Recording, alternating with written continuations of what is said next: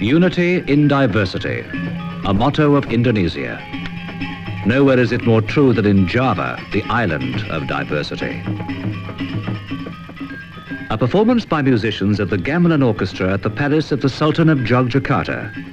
This is just the way it was more than 200 years ago. Nothing has changed, neither the instruments, nor the music, nor the palace itself. In the years after the construction of the palace in 1757, colourfully dressed notables who came to pay tribute to the Sultan were often entertained by his orchestra. Many of the instruments in use then are still making music today. But Yogyakarta has changed since then and is changing more every day. A centre of learning, it has a large student population, many of whom own the bicycles that give the city's traffic such a distinctive air. Yogyakarta bustles not only with students, but with tourists who come to visit the hub of Javanese culture. University students study at a well-appointed campus named after Gajah Mada, a brilliant minister of the Majapahit Empire of the 14th century. He was responsible for much of that empire's growth spreading over the whole of the Indonesian archipelago and the Malayan peninsula.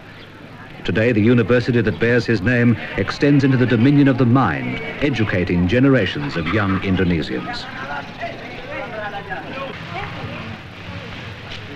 Not far away, a search for a different type of learning goes on at the Academy of Fine Arts. Student artists struggle to master the intricacies of paintbrush and canvas, trying to persuade their hands to convey what their minds want to represent.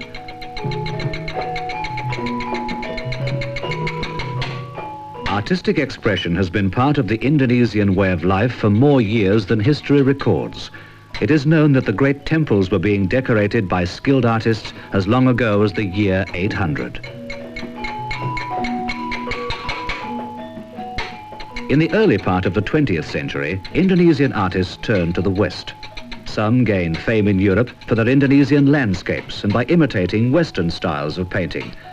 But it wasn't until shortly after World War II that the search for new forms of artistic expression and a genuinely Indonesian art was begun. Stimulated by independence, Indonesian artists gained a cultural awakening that is now being reflected in the skills of new generations of art students. The Academy also offers tuition in wood carving and sculpture. Here again there is a great tradition to uphold. Behind the students is the skill of countless generations of craftsmen in wood, stone, ivory and precious metals.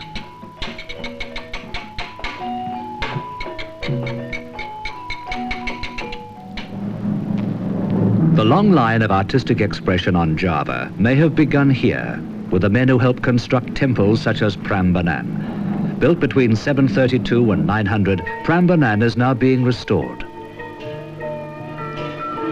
Not far away, another mighty edifice gives mute testimony to the skill of the early Javanese artists and sculptors. It's the Buddhist temple called Kalasan.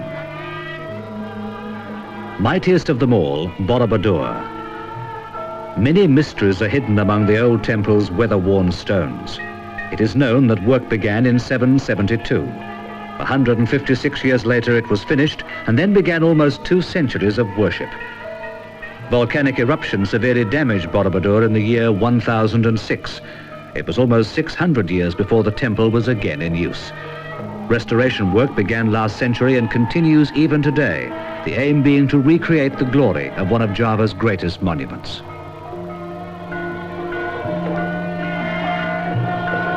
Not far away, Mendet, another temple which may have been part of the Borobudur complex. Java's beauty is still more apparent from the air. But a panorama such as this can be deceptive, for even Java has problems. Its 49,000 square miles are the most densely populated in all of Indonesia. Although some areas have very few people, others, such as the city of Jakarta, carry a population of up to 7,000 to the square mile. Providing food for so many mouths is a task that keeps the island's farmers constantly busy.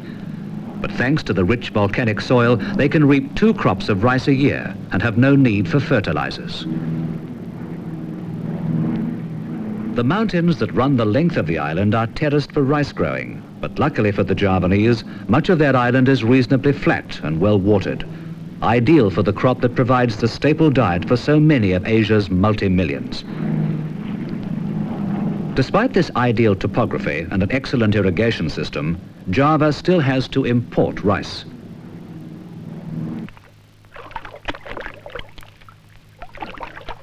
Efforts are being made to boost the production of rice in Java. The government is seeking to improve farming methods by introducing new techniques from overseas.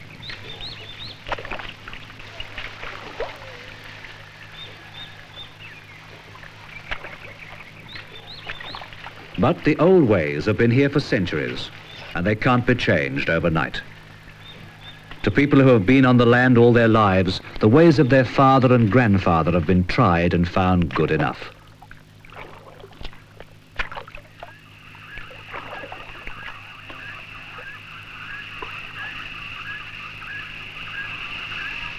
Java's uniform climate and average year-round temperature of 78 degrees results in what could be termed an agricultural oddity. It's quite common to see rice being planted in one paddy, and at the same time it's being harvested in an adjoining field. The grain often has to be taken lengthy distances from the paddy fields to the nearest village. It's spread out among the houses to dry and prepared for the trip to the market. For the farmer, selling his crop can be the most vital part of the entire operation. Price fluctuations can greatly affect his standard of living.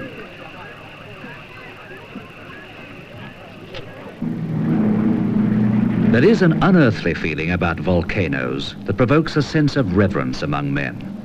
The fire and brimstone they scatter across the face of the earth seem to serve as a warning of man's mortality and possible fate.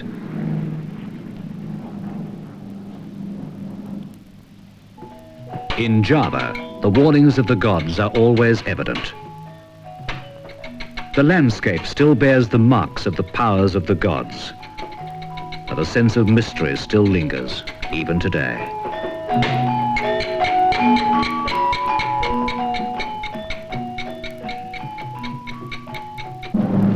Among the 85 volcanoes on the island is the dreaded Mount Merapi, its peak often shrouded in mist and cloud. Many times it has erupted, claiming lives, villages and temples.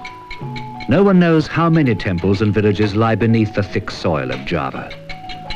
A few have been found and are slowly being stripped of the lava that has covered them for centuries. Priceless relics of the past, they're now part of the heritage of today's Indonesia.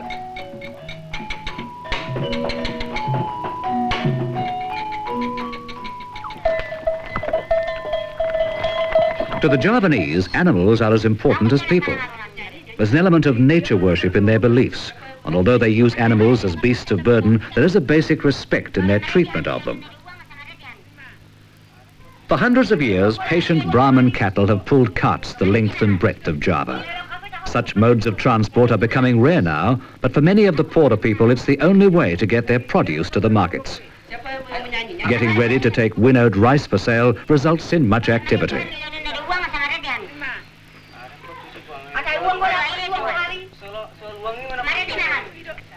The Javanese are an industrious people and no strangers to hard work.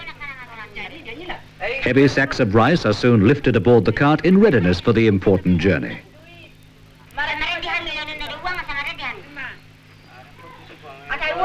Not everyone involved will be able to go along when the rice is sold. With a full load of grain, there just isn't enough room for them all.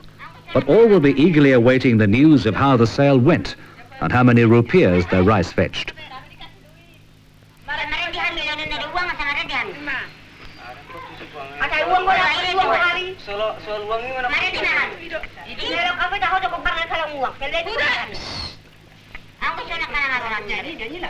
There's a touch of new even in such an old means of transport. The cattle that pull such carts nowadays wear ornamented shoes, the basic ingredient of which is old motor tyres.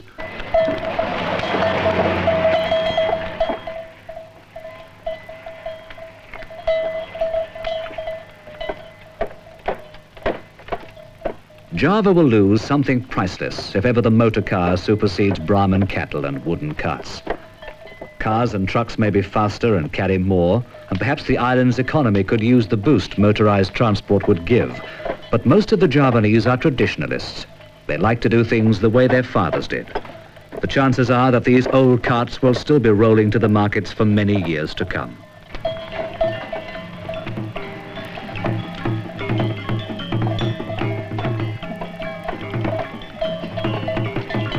In their many different ways, the people of Java add to the colourful blend that makes their home the fascinating place it is.